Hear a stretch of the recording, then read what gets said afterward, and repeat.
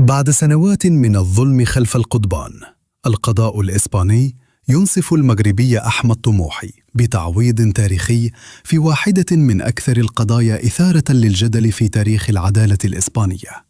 أكدت المحكمة العليا في إسبانيا مسؤولية الدولة عن الخطأ القضائي الذي أدى إلى سجن المواطن المغربي أحمد طموحي لسنوات طويلة قبل أن تثبت براءته الكاملة من التهم التي أدين بها. وألزمت المحكمة السلطات الإسبانية بأداء تعويض مالي قدره 2.5 مليون يورو، معتبرة أن ما تعرض له لم يكن مجرد خطأ في مسار التقاضي، بل خطأ قضائي جسيما انتهك حقه الأساسي في الحرية وخلف آثارا إنسانية واجتماعية عميقة.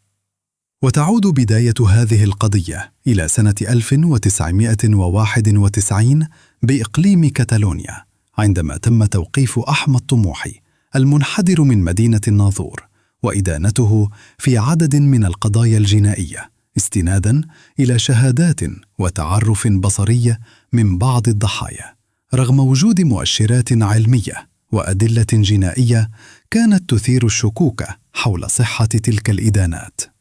ومع تطور التحقيقات، كشفت تحاليل الحمض النووي أن العينات البيولوجية الموجودة في ملفات القضايا لا تعود إلى أحمد طموحي، بل إلى شخص آخر يشبهه في الملامح، ما أكد وقوع خطأ جسيم في تحديد هوية الجاني الحقيقي. ورغم ظهور هذه المعطيات منذ سنوات، استمرت معركة البراءة لأكثر من 3 عقود، قبل أن تبدأ المحكمة العليا الإسبانية منذ سنة 2023 في مراجعة الأحكام الصادرة بحقه، لتنتهي بإلغاء جميع الإدانات وإعلان براءته النهائية.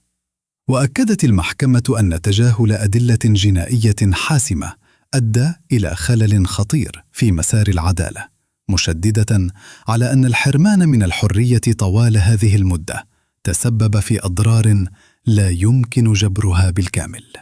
وبعد 34 عاماً من النضال القضائي، تمكن أحمد طموحي أخيراً من استعادة اسمه وكرامته في قضية أصبحت رمزاً لأهمية العدالة القائمة على الأدلة العلمية وضرورة تصحيح الأخطاء القضائية مهما طال الزمن.